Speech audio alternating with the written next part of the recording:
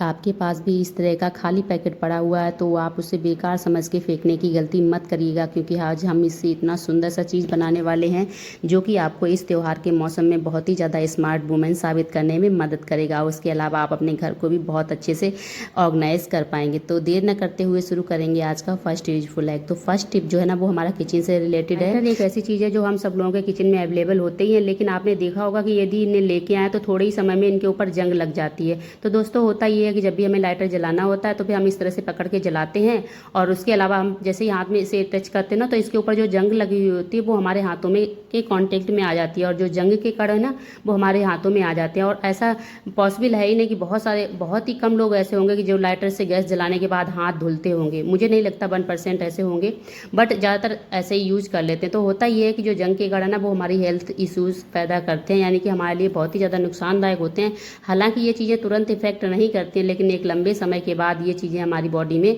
React करती हैं। तो आज मैं इस चीज़ का परमानेंट सोल्यूशन लेके आई हूँ जिससे कि आपके जो लाइटर है ना इसके ऊपर जंग ना लगे। तो इसके लिए आपको लेना है नॉर्मल कपड़े वाला टेप। यदि आपके पास है तो आप इसे ले लीजिएगा, और यदि नहीं है तो आप नॉर्मल जो आपके पास सेलो टेप है आप उसे ले सकते हो। यदि ये भी नहीं है तो आप कपड़ा का भी यूज कर सकते हो। इसके बाद इसे काटना है, और इतना चौड़ा काटना है कि आप लाइटर के ऊपर डबल रैप कर सकें।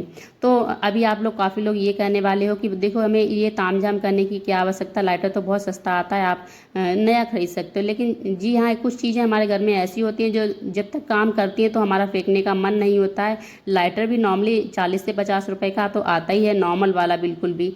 तो जब तक काम करता है तब तक फेंकने का मन हम लोगों का नहीं होता। चूँकि हम पैसे बचाते हैं तो आप इस तरह से बचा सकते हो वेस्ट चीज़ों से। अब आपको क्या करना है, आपने एक तरह से लपेट दिया। अब आप चाहें तो नीचे भी लपेट सकते हो, यदि नहीं चाहते तो आप इतना भी लपेट सकते हो, क्योंकि हमारा काम इतने से हो जाता है। और यदि आप सेलो टेप यूज कर रहे हो तो नीचे से लगभग 2.5 से 3 इंच छोड़ के ही आप इसे लपेटिएगा। और इसके बाद जो ऊपर वाला हैंडल रहेगा ना जहाँ पे हमारे अंगूठे टच होते हैं ना, हम यहाँ पे भी लपेट देंगे। तो इससे ये होगा कि जब भी हम लाइटर को इस तरह से दबा के चलाएंगे ना तो जो जंग वगैरह है ना वो हमारे हाथों में कांटेक्ट में नहीं आएगी।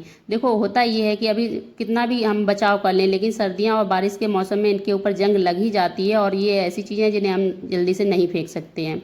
तो आप इस तरह से अपने लाइटर से अपने घर की और अपने सब लोगों की सुरक्षा कर सकते हो। तो होपफुली आपको ये टिप जो है ना वो पसंद आया होगा, और यदि पसंद आया हो तो फिर वीडियो को लाइक कर दीजिए। अब बढ़ेंगे आज के नेक्स्ट यूजफुल टिप की तरफ। तो अभी जो ना जैसा कि बताया बारिश है, सर्दियां हैं, तो इस तरह के जो हमारे पास क्लच होते हैं, पर्स होते हैं छोटे छोटे जिन्हें हम यूज करते हैं, होता ही है कि हमारे पास 2-4 तो होते ही हैं। इन्हें 10 से 15 दिन के बाद इन्हें एक देखा जाए तो इनके ऊपर इस तरह की जो ना लेयर सी जम जाती है बरसात की नमी, जिससे कि हमारे पर्स जो ना वो खराब होने लगते हैं। इसके अलावा क्या होता है, यदि इन्हें थोड़े और समय के बाद देखा जाए तो इनके जो छोटे छोटे से पीसेस है ना लेदर वाले पर्स के, वो निकल के गिरने लगते हैं, जिससे कि हमारे महंगे महंगे पर्स खराब हो जाते हैं। और देखो ये चीज़ें ऐसी नहीं है कि जिन्हें हम रोज रोज मार्केट से खरीद के ले आए, हम एक बार ही खरीद सकते हैं। दूसरी बार में खरीदते तो हमें लगता है कि हमारे पास दूसरी डिजाइन का होना चाहिए।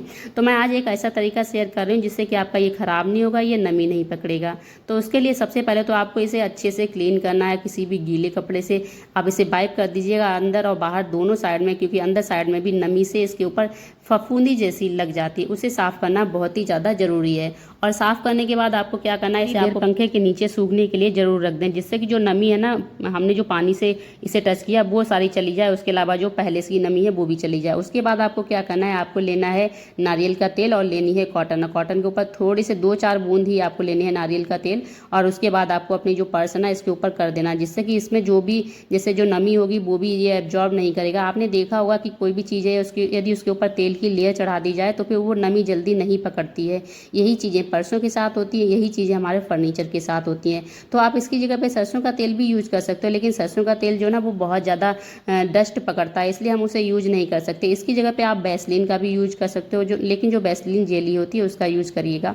और इस तरह से आप अंदर बाहर लगाने के बाद थोड़ी देर के लिए आप इसे भी रख दीजिएगा इसी तरह से। तो ये होगा ना जो ऑयल है ऊपर से लगा हुआ है ये एकदम से एब्जॉर्ब कर लेगा पर्स, फिर इसके बाद ये नमी को एब्जॉर्ब नहीं करेगा। और इस तरह से आपके जो क्लच हैं, पर्स है ना, ये लंबे समय तक सुरक्षित बने रहेंगे, और आपके जो ना पैसे हैं ना वो बिल्कुल भी वेस्ट नहीं होंगे।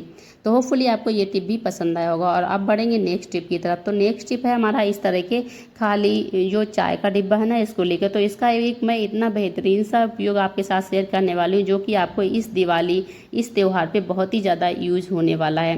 तो देखिए, होता ये है कि चाय हमारी ख़त्म हो गई तो हमें इसका कोई यूज नहीं है, हम इसे फेंक देते हैं, या फिर हम क्या करते हैं, इसे एज ए अदरक या फिर ऐसी चीज़ें स्टोर करने के लिए हम फ्रिज में यूज कर लेते हैं। लेकिन आज मैं इसका बिल्कुल डिफरेंट हटके यूज बताने वाली हूँ, जो कि आज तक आपको किसी ने भी नहीं बताया होगा। तो उसके लिए सबसे पहले मैंने क्या किया कि जो ऊपर वाला एक्स्ट्रा पार्ट है ना, इसको मैं पूरे को कट करके निकाल दूंगी और डिब्बे को अच्छे से मैं ना वाइप करके साफ कर दूंगी। तो अभी आपने देखा होगा मैंने पूरा पोर्शन निकाल दिया, और अंदर का जो पेपर चिपका होता है ना, पहले का चिपका हुआ वो मैंने चिपका रहने दिया। उसके बाद मेरे पास ये एक्स्ट्रा थोड़ा सा बचा हुआ डेकोरेटिंग पेपर पड़ा हुआ था ना, तो मैंने ये लिया है। तो अब इस पेपर को मुझे इसके ऊपर लपेटना है। तो मैं लपेटने का बहुत सिंपल सा तरीका बता रही हूँ, जिससे कि आपका जो घंटों का काम है ना, वो मिनटों में हो जाएगा। तो सबसे पहले आपको नाप कर लेना है इस तरह से, और जितनी लंबाई हो उससे लगभग 2 इंच एक्स्ट्रा आपको इस तरह से कट करना है। लेकिन एक चीज़ और ध्यान रखिएगा, जब आप इस तरह से कट करें तो जो नीचे वाली जो है ना, इस तरह से, ये थोड़ा आपका आधे से ज़्यादा में होना चाहिए, क्योंकि जब हम बाद में से बॉटम इसकी रैप करेंगे तो इसमें आसानी होगी। और उसके अलावा ऊपर भी आप लगभग 1 इंच